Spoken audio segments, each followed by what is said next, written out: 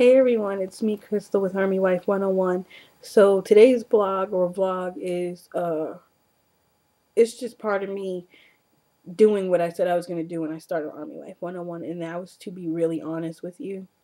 It was to blogument, for lack of better words, um, what I'm going through personally with my husband's deployment, all my feelings, um, even the bad ones. And today I am having a bad day.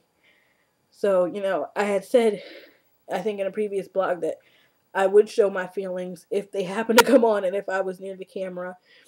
And in talking to my husband, I wasn't going to do that today because, you know, I want to, I want to remain strong for myself, but for my readers too. I enjoy helping others.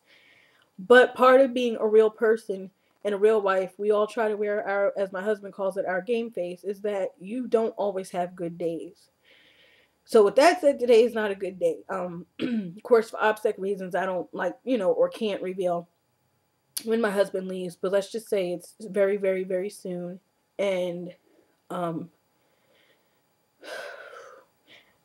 it's funny that yesterday with the whole contest thing about, me having writer's block, what should I write about? This is probably something I should have wrote about. And actually a few people suggested, talk about what do you feel when your husband is leaving from RnR, because it is tremendously different.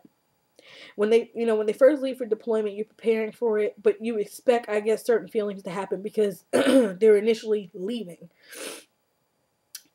But I have to be honest and say RnR is so much harder because it's like a tease. And I was just talking to a friend about this last week. She was like, in a screwed up kind of way, I almost didn't want my husband to come home for RnR because I felt like it was a tease. It's like, you giving me a little bit and then you're going to take it right back. It's like giving a kid candy and then being like, psych, And that's how I'm feeling today.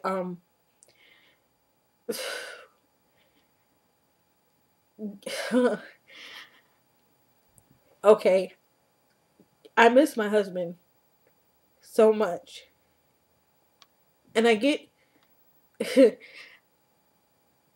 I'm trying not to cry on camera. That might be edited out. But I get so bored when he's not here. Um, and I think that's why I think that's why this R&R has been the hardest. It's you pretty much you cater to your kids.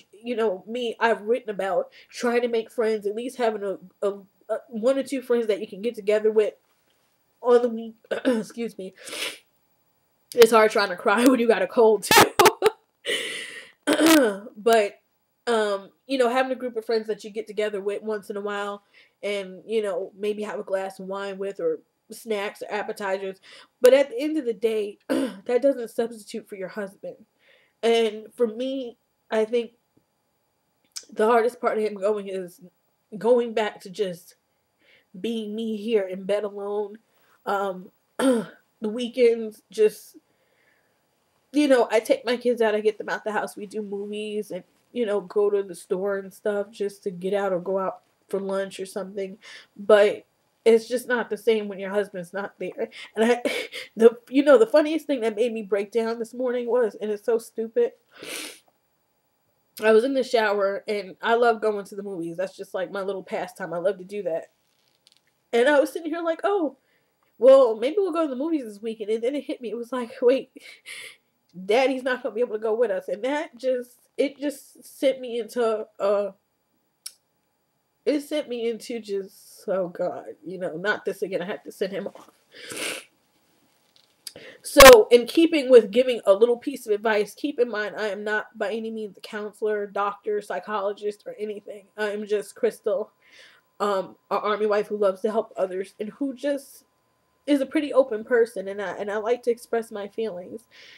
More so other people can know that it's okay to do that.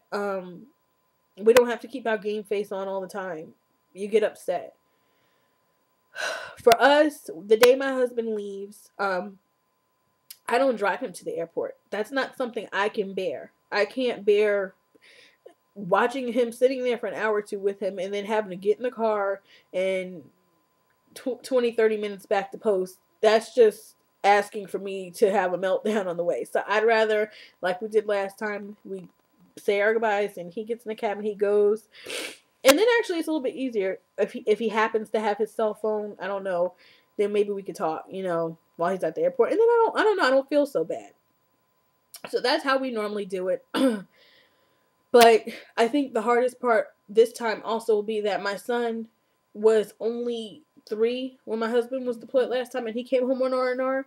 So he actually fell asleep the day my husband left. My daughter went to school, and she had a, you know, she knew her dad was leaving, and she seemed to handle it okay. She didn't come home crying or anything like that. My son was asleep. And when he woke up, he really didn't understand that, you know, dad had left. I guess he just thought maybe he went back to work again or something. I don't know.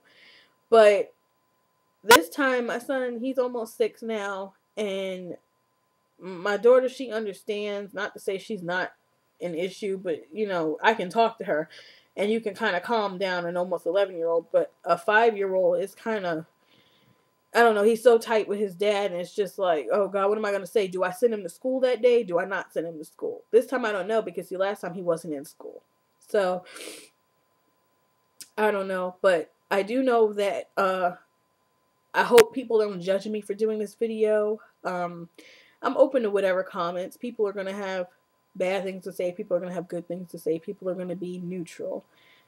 But for me, and for every other military wife out there who I know, there are times lays in bed and cries, takes her kids out to eat, but wishes daddy was sitting there with them, goes to the movies and wishes that, you know, she could share that new preview that's coming out that she knows her husband would enjoy.